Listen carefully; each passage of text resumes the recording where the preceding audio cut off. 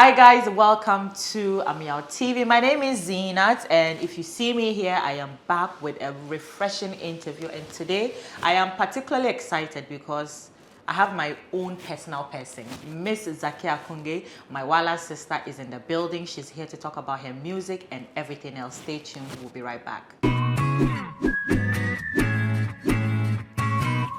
Yes, guys, like I said, the beautiful Zakia Kunge, did I get the name right? You got it, absolutely. Is in the building, my very own Wala sister. I'm very excited for this interview. How are you doing? Fantastic, girl. I love your earrings, girl. Thank you. You're giving Afrocentric vibes and hotness and everything. Fantastic. I love it. It means I'm getting it right. Thank you. Yes, you are. Yeah. So how are you? I'm doing amazing. Tell us, this is probably the first time my viewers are hearing of you or even seeing you. So tell us, who is Zakia? Zakia Kunge is an artist, is a musician. Okay. I love to sing. I write my own music, and I'm an amazing performer as well. So I'm an all-round creative. And if you don't stop me, I'll talk and take your job away from you. Yes, but for the purposes of this interview, I wish to be known as a musician who's creating her own music in the genres of Afro soul, Afro beats, and basically just putting my own sound out there into the world. Yeah. Okay, so when did this all start for you? Well, anyone who's a true musician will tell that they've always had it in them. I've always sung for as long as I can remember, right? From when I was a child to school, participating in high school entertainment programs and all that. But professionally, when I decided that I want to take this as a job, I would say this year. Okay. Okay. I made a few attempts in the past. Okay. I'll say that I was on Vodafone Icons. A few years ago, don't ask me how long, because I won't tell you. I was on Vodafone Icons a few years ago. Okay. I released a single winner in 2017. Okay. But that was like just one song, and then I was doing other things. But this year is when I decided to quit my job and just do music full time. So what brought you to this point where you said, okay, this is the time for me to fully focus on this thing that is obviously your passion? Depression. I know it's quite heavy, but I was very unhappy with my life for a long time. So I used to live in Russia, then I came down to Ghana, and then I just realized as I grew older, I was just getting more and more unhappy, and I couldn't figure it out. And so I was dabbling as a TV presenter at one time. I'm a former beauty queen, and nothing was working out. So I think what happened was I actually got sick, and then I lost my voice for 3 days. And then the way I cried, I have never cried over any man, anything. I was like, wow, so this is how my destiny means to me. So I feel like God did that to kind of bring my pen to the point that this is your purpose and you should follow it. That's it. So I came out and I was like, no, it's music, because the idea that I couldn't sing anymore, I had never been so sad in my life. And I was like, this is what we're doing.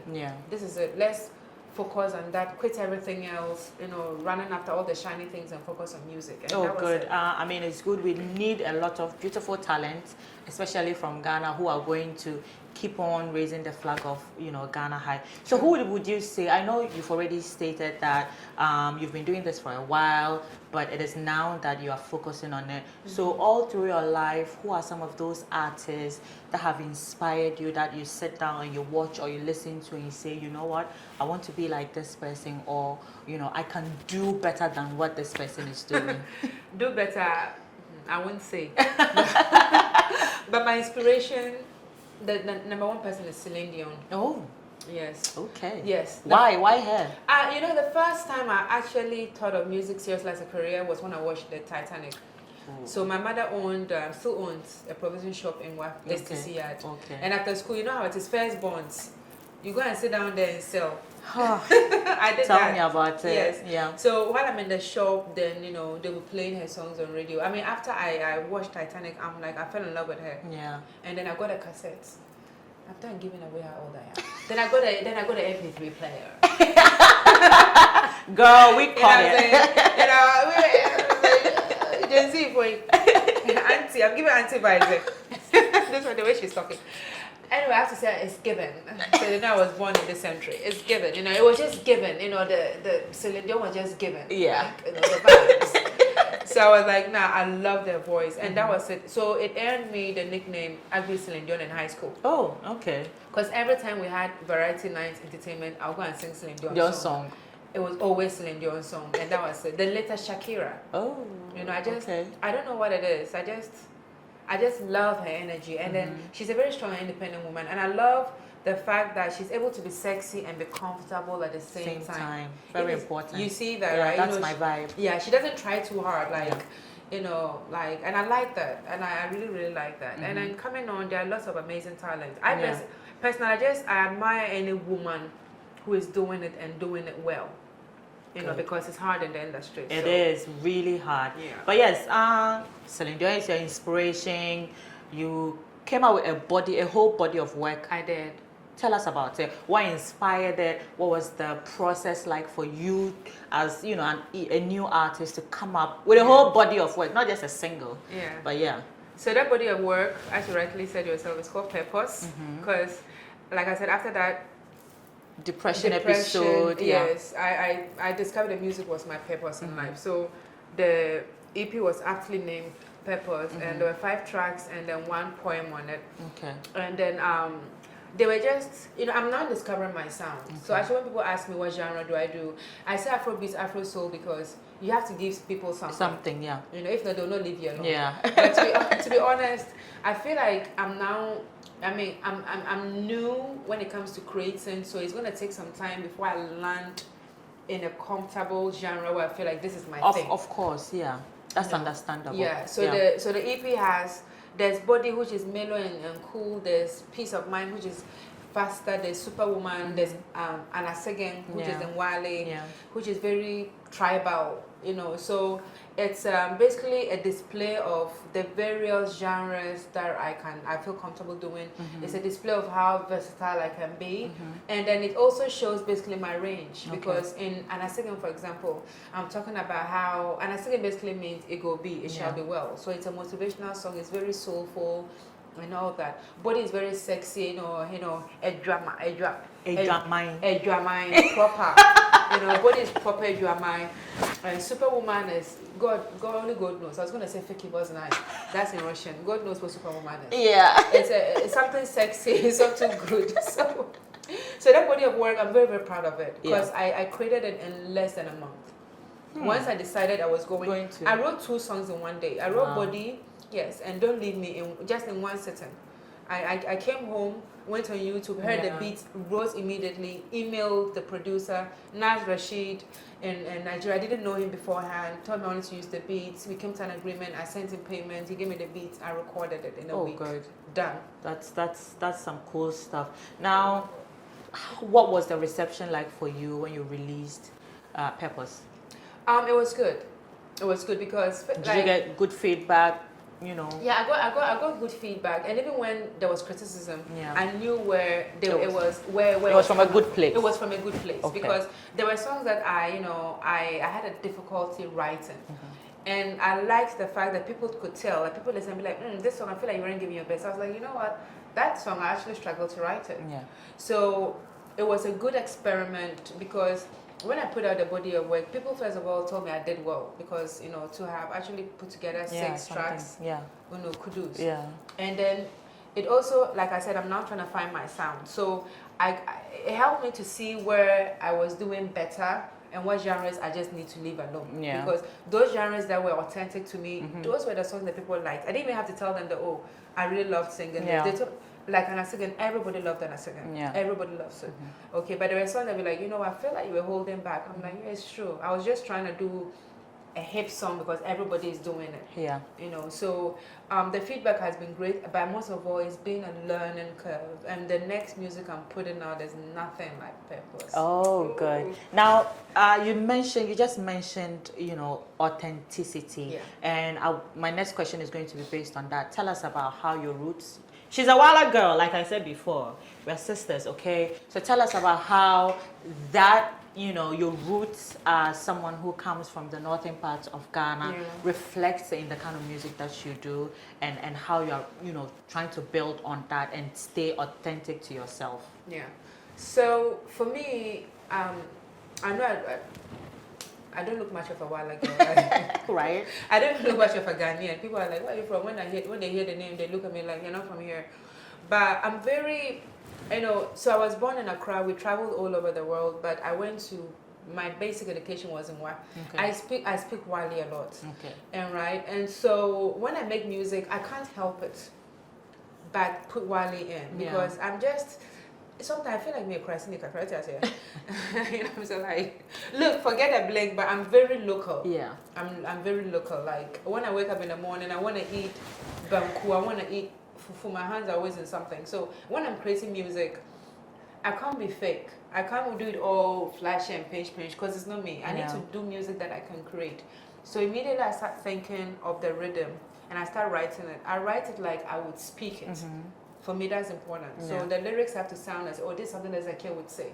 So Wale is a part of my everyday life. Wale is in it. The culture part is very important. The culture or the look is more intentional, because I realize that if I'm not careful, and the feedback I've gotten is that though people hear Wale, it even doesn't sound like Wale. It sounds too foreign. Yeah. Because when you look at the light skin and the hair and everything else, it doesn't look like it's coming from here. So I've had to be intentional about making sure that I look African. Hence, I ditched the blonde wig for the braids. Even the braids, I had to go and get it green. It will take time. But at least I'm trying. I did braids, I put on some earrings, I did this, so we are getting there. We'll get there. We'll get there. Yeah. So I know a lot of people who come from outside of, the country. It's very difficult to get big names like that. Right now, we are riding on Wiyala's wave. We've always ridden on Samini's wave. Now from Tamale, we have Makasio and what's his name? The Fancy other guy, Gadam. Fancy Gadam and all that. And I know it's there, but there are a lot of young talents from the northern part of Ghana. But it's very difficult for their music to be heard, across where they come from. True. How difficult is it going to be for you to get your music heard, or is it because you are based in Accra? Do you think it's going to be easier for you? Yes, I think it's going to be easier for me. But even doing music in Ghana is tough, no matter where you're located. Yeah. But it's easier when you're in Accra. Okay. Because unfortunately, we are not very decentralized in this country. Everything is in Accra. All the big concerts, all the big names are in Accra. So at least once you're in Accra, you're closer to the Ameyaw Debras. You're closer to the influencers, to the media houses. It's easier, right? But I also feel like they have an advantage, because when you're at home, you have the opportunity. It's not as competitive as it is here. It's in here, yeah. So if you're really, really good, you can at least conquer locally before you even try to come to Accra. Okay. I've actually been toying with the idea of just going there for maybe 6 months and just being a local artist there, and doing it very well. Because if I can replicate the standard, the level at which I'm doing it here in Wa, I feel like it would be easier, because there are not too many doors I would have to knock on to get to a radio station. Half the radio station are owned by uncles. You know how it is. Everybody's an uncle. Everybody's a cousin. We're all related. I'm not married from what? You marry a brother. Why everybody's related? Everybody's related to everybody. My brother is married to a distant cousin. Oh my goodness. So I'm just saying. So when you are there, it's easier to go on a radio station and just answer my job, so like go and do your thing. So I think, but the problem is that when they are down there, not to demean anybody's craft, but I think that they don't push as hard, because it's not as competitive, like we are saying. Okay. So maybe that's why they are not getting heard. Okay. Like people are more relaxed down there. But if like you were to uproot me, that I'm used to fighting so much for it, and go to war, it would be easier for my music to get heard. And then maybe from there, Accra would listen. But let's be honest, Accra doesn't listen to anything much unless it's in English or in Tree. That's true. So it's kind of a tricky question. Yeah. Like no matter where you are, it's a delicate balance of just keep going hard at the craft, having some money to push it, and then just inshallah. Lots of inshallah. Now, you just mentioned money. Let's talk about it. As someone who is up and coming, who is independent, how easy or hard is it for you to fund your music? Wow. What a question. Or your mommy and poppy get some money for, you know. So. Manager say wait. Make a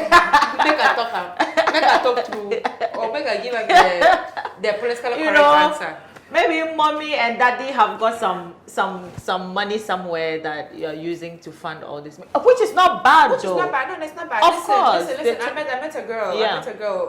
One of them is Ghana's. I'm like, oh, she said, oh, she has a restaurant. I'm like, wonderful. How did you do it? She's like, oh, Bank of Daddy. Yeah. And I mean, I wish I had a bank of daddy. I wish I had a wouldn't bank be of struggling. Daddy. I mean, and the way she said unapologetic, she was like, Bank of Daddy. Yes. I'm like, where we Yes. were sharing fathers. When I was running to spam, you know, where did we pass? Funding. All right. Funding has been difficult. Okay. So what I did was that when I said I was going to come back to music, I worked for some time and saved Enough. a little. There can never be enough.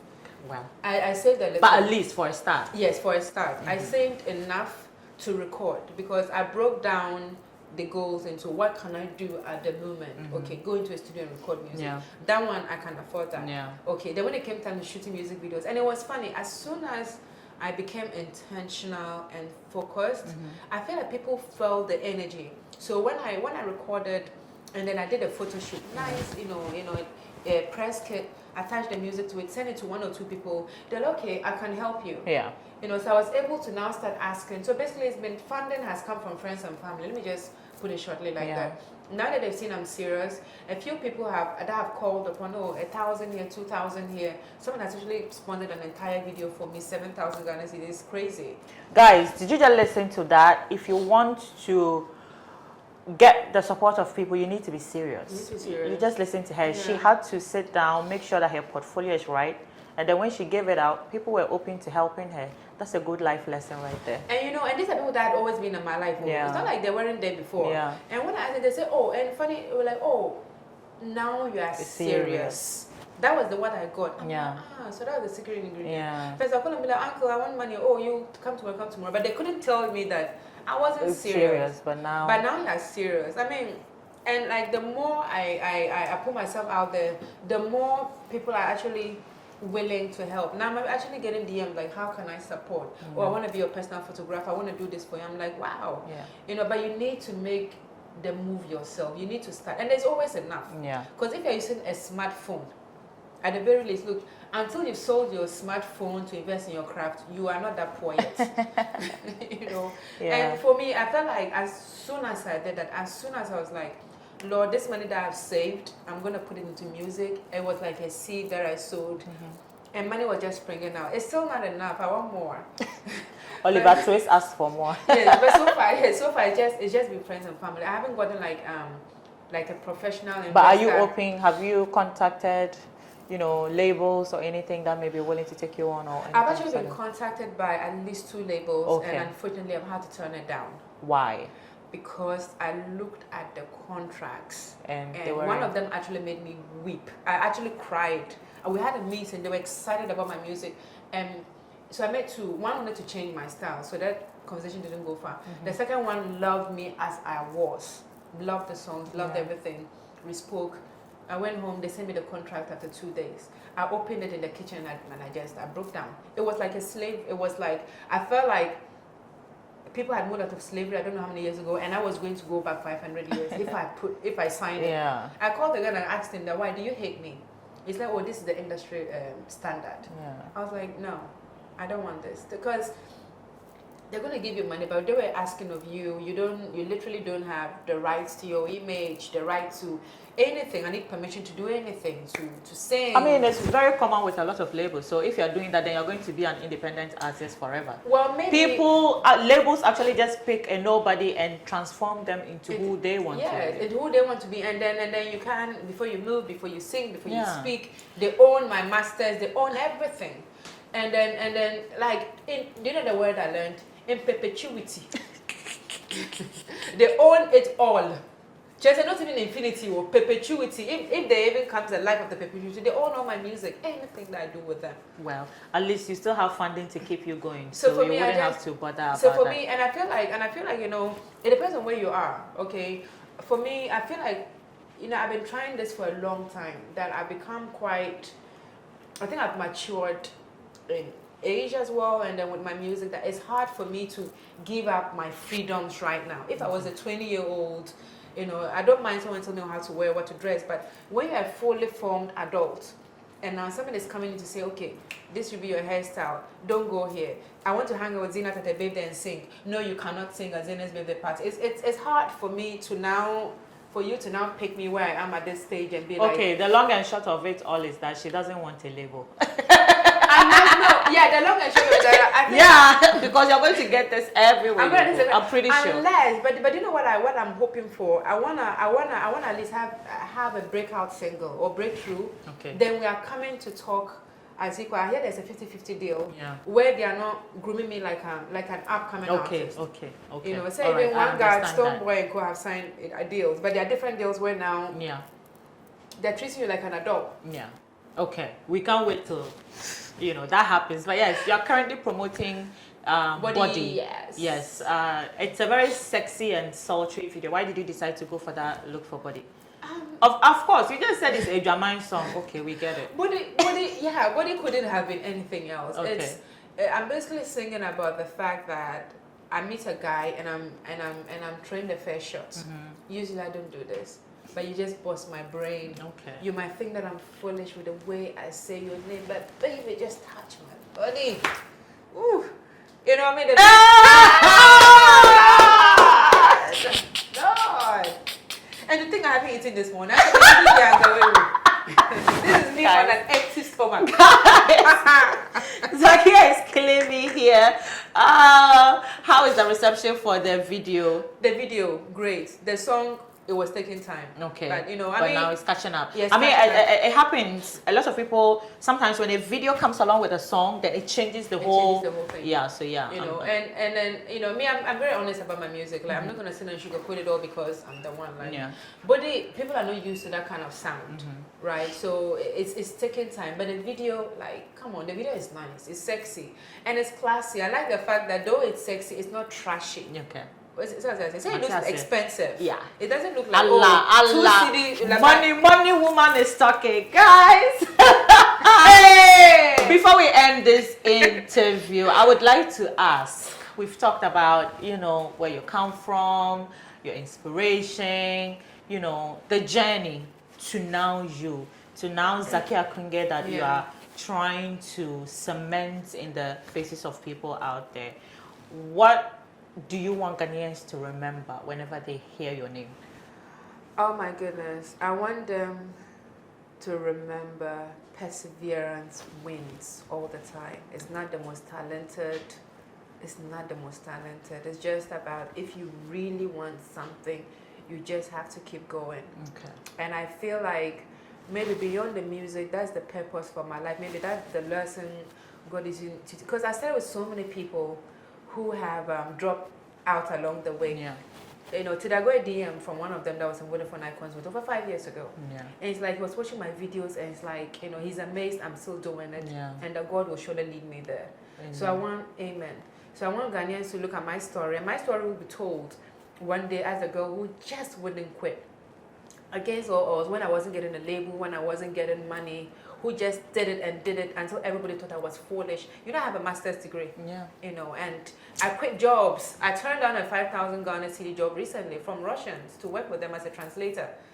I literally was doing nothing. I just go hang around the CEO, goes to dinners and lunches and translate for him. I was like, no. My mom was quite upset for some time when I did that because she thought I had lost my mind in this economy. Who's turning down an assured paycheck. Yeah, right. So I want Ghanaians to remember when they think of Zakia Kunge about perseverance, but also about the fact that I'm making music that I love, and I'm bringing something new to the industry. I mean, lots of confidence. I'm a vibe. She's a vibe, guys. Vibe. Obviously, if you're watching this interview, you should know that she's a vibe because this interview has been a vibe. Where can we stream your music? How can we follow you on social media and all that? All right. You see, I've not eaten. My ringer, I'm even losing weight as I'm sitting here. Oh my goodness. She went for lunch without me. I'm losing weight as I'm sitting here. Right in front of your eyes, I'm losing weight. So I have to change the ring position. This woman. Stream my music so I can eat more. Okay. We could have bought food, but now it's expensive. I have to go back home and go and heat the soup that I have. So if you stream my music, as I'm here, I can call Papa and order. If you want to support me, ZAKIAKUNG is Spotify, Apple Music, Audio Mac, Google Play, everywhere, YouTube, Instagram, everywhere is the same name, Zakia Kunge. Please stream my music. And if you hear I'm having a concert, come. I mean, I perform well. Like, I'm a good performer. She's got energy. I've got energy, you know, and I move my hips. Selling point. Okay. Okay. Guys, this was an absolutely interesting interview with Ms. Zakia Kunge. Like she rightly said, please follow her on all social media pages, but most importantly, stream her music. She's got it. She's authentic and she is about to blow your minds. Thank you for watching. See ya.